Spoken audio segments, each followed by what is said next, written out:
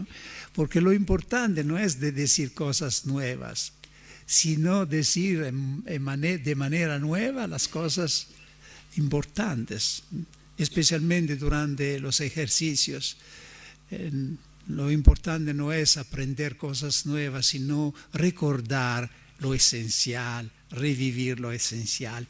Entonces haremos una reflexión sobre la Eucaristía, es decir, no la parte móvil de la misa, directamente las lecturas, sino el misterio en sí mismo de la Eucaristía. Y haremos esta reflexión siguiendo el desarrollo de la misa, de la celebración litúrgica. En la celebración litúrgica, en la misa, hay tres partes. Hay la liturgia de la palabra, la liturgia eucarística, la consagración y la comunión. Y hoy hacemos una reflexión, un poco de meditación sobre la primera parte de la misa, la liturgia de la palabra. Y veremos que después esto no permitirá también de dar una mirada a las lecturas de hoy. La liturgia de la palabra, al comienzo de la iglesia, al comienzo, en los primeros días de la vida de la iglesia, no estaba unida físicamente al resto de la Eucaristía, sino que se celebraba en un lugar diferente, porque se lee que en los primeros días después de Pentecostés, los discípulos subían al templo y allí escuchaban las Escrituras juntos a los demás judíos, oraban los salmos, hacían las oraciones y después se dice se reunían en sus casas para la fracción del pan, es decir, para celebrar la Eucaristía. Pero esta manera de celebrar muy pronto cambió, porque los discípulos de Cristo estaban identificados como discípulos de Jesús y perseguidos, y sobre todo porque las Escrituras ahora tenían para los discípulos de Jesús un sentido nuevo. Hablaban de Él, hablaban de Jesús.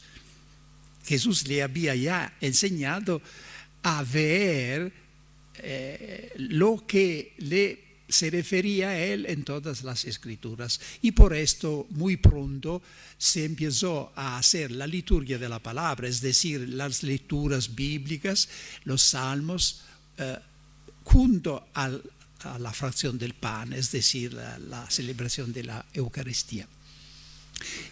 San Justín, que vivía en el segundo siglo, ya nos da una imagen, una descripción de la misa que es muy parecida a la de hoy, que conocemos hoy. Solamente que ahora las lecturas bíblicas no son solamente las del Antiguo Testamento, sino que hay también las memorias de los apóstoles, es decir, los evangelios y las cartas de los apóstoles, que es lo que hacemos hoy, una lectura del Antiguo Testamento y después la lectura del Nuevo Testamento. Así se configuró la celebración actual de la misa. ¿Cuál es el sentido de esta parte de la misa? La liturgia de la palabra. No es lo mismo que cuando estudiamos la Escritura o explicamos la Escritura en otros momentos, en una clase de bíblica o cuando leemos la Biblia, porque ahí el interés es de conocer la palabra de Dios, su significado. Cuando escuchamos una lectura bíblica en la misa, además de este sentido de conocer la Biblia, hay otro sentido, es decir, conocer algo que nos revela algo del misterio que estamos a punto de recibir. Es decir, cada lectura tendría que iluminar un aspecto de Jesús que después recibimos concretamente en el sacramento. Y de hecho se ve que las lecturas bíblicas sí están bien leídas y bien comentadas, cada vez nos proporcionan una mirada nueva sobre Jesús. Por ejemplo, hoy, para decir cómo cada página del Antiguo Testamento esconde Jesús. Parecía que esta descripción de la reconstrucción del templo bajo el emperador Ciro no tendría nada que ver con Jesús. En cambio, si adoptamos la manera de leer la escritura de los padres, vemos que hay una revelación sobre Jesucristo. Ahí se habla de la reedificación del templo después del exilio en Babilonia. ¿Y qué se hace? Se hace una nueva versión del templo antiguo, de plata, de oro, entonces se sustituye un templo material a otro templo material, a lo que había construido Salomón antes, ¿no? Y así, cada vez que se renovaba el templo de Jerusalén, era un cambio material, no cualitativo, sino, por así decirlo, cuantitativo.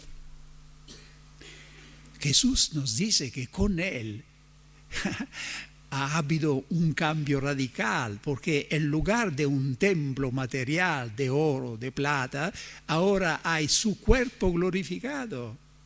Destruid este templo, yo lo reconstruiré en 3 días. Y Juan comenta, él hablaba del cuerpo del templo de su cuerpo. Y de hecho, cuando Juan nos presenta a Jesús en la cruz, de cuyo lado brotaba sangre y agua, es una manera de decir, he aquí el nuevo templo, el templo profetizado por los profetas, de donde brota el agua viva. Entonces se ve como esta lectura nos dice algo de Jesús. El Jesús que vamos a recibir es el templo nuevo, donde se puede y se debe adorar a Dios en espíritu y verdad. Bien, proseguimos pero la reflexión sobre la liturgia de la palabra. Primero sentido es entonces de las lecturas bíblicas en la misa, de revelarnos, enfocarnos sobre un aspecto del misterio de Jesús. Segunda característica es de actualizar la palabra. La palabra de Dios escuchada en la misa se vuelve realidad ahora. Por ejemplo, ¿me das el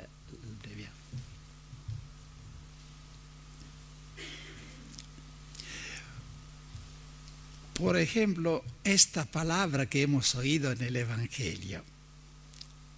Nadie enciende un candil y lo tapa con una vasija o lo mete debajo de la cama, lo pone en el candelero para que los que entran tengan luz.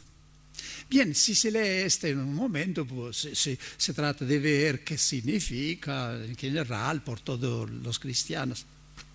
Hoy aquí era el Jesús resucitado que ha dicho a vosotras, hermanas de Jesús comunio, nadie enciende un candil y lo tapa con una vasija y lo mete debajo de la cama. Yo le he encendido este candil y lo he puesto debajo en un candelabro.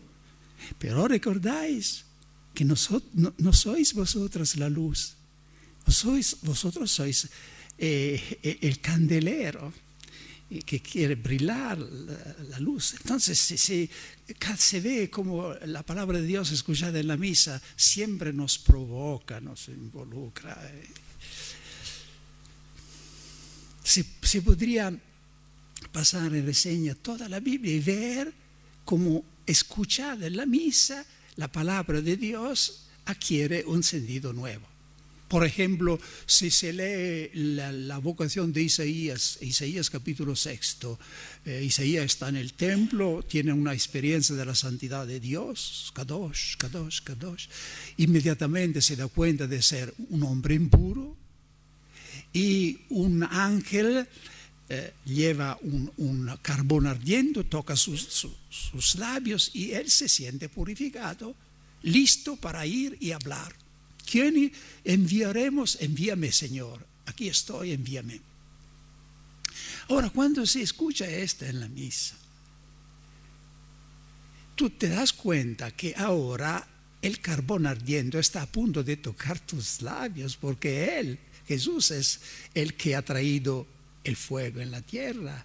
Entonces este carbón está a punto de limpiarte, de renovar en ti la vocación, de manera que después de recibir la Eucaristía, cada uno de nosotros, especialmente nosotros los sacerdotes, tendríamos que ser como Isaías, que dice de nuevo, aquí estoy, Señor, envíame ahora en tu nombre. Se lee otra vez la vocación de Ezequiel, que se desarrolló de esta manera. Ezequiel tuvo una visión, una mano extendida, tenía un rollo, y una voz decía, hijo del hombre, toma este rollo, cómelo, llénate las entrañas de él. Y él dice, yo lo tomé, lo comí y me llené las entrañas de él. Después de haber hecho esto, Dios le dice, ahora va y habla a mi pueblo. Ahora, escuchad en la misa, a mí al menos me dice algo importante, me dice que ahora el rollo que por supuesto es la palabra de Dios, se ha hecho carne en Jesús, se ha unificado, es la palabra de Jesús. Jesús es la palabra de Dios hecha carne. Entonces ahora yo estoy a punto de llenarme las entrañas del rollo. Y así. Una vez había en el Evangelio el episodio de Zaqueo, yo sin ninguna dificultad me identificaba con todo lo que yo oía.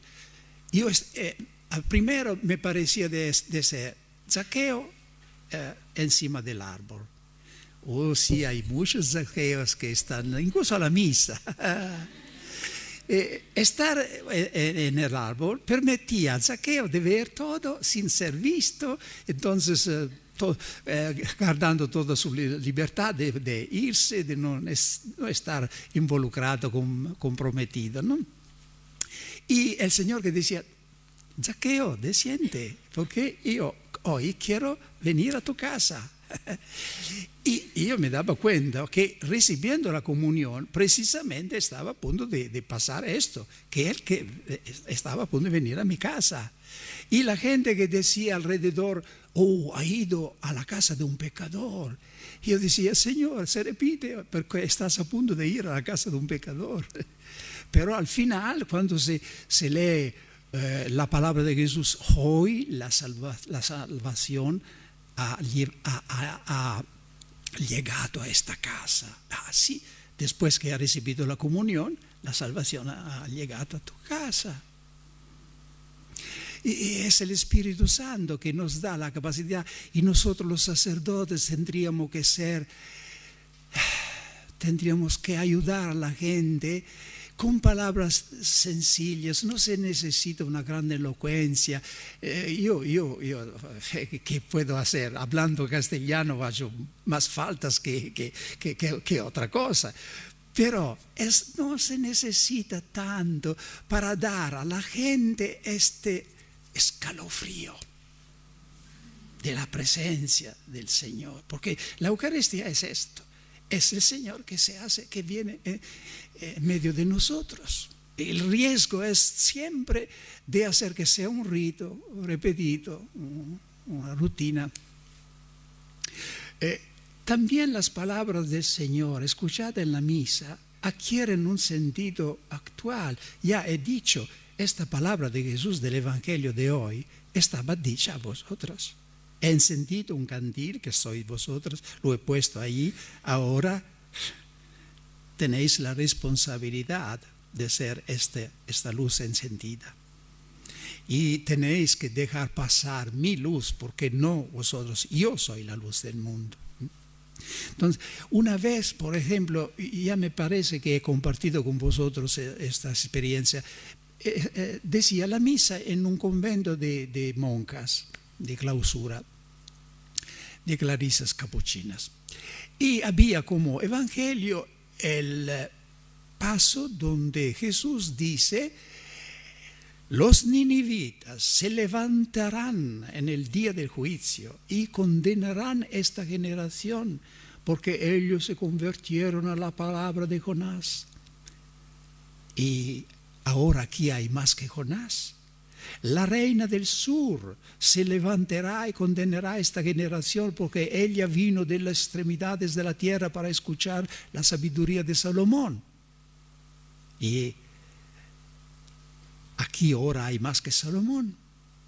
Y yo me di cuenta, a pesar del hecho que había leído este paso no sé cuántas veces, me di cuenta que no era el Jesús que decía estas palabras a algunos fariseos, que era el Jesús resucitado que estaba diciendo a mí y a las monjas: ¿no os dais cuenta que ahora aquí, frente a vosotros, hay más que Salomón, más que Jonás, más que Abraham?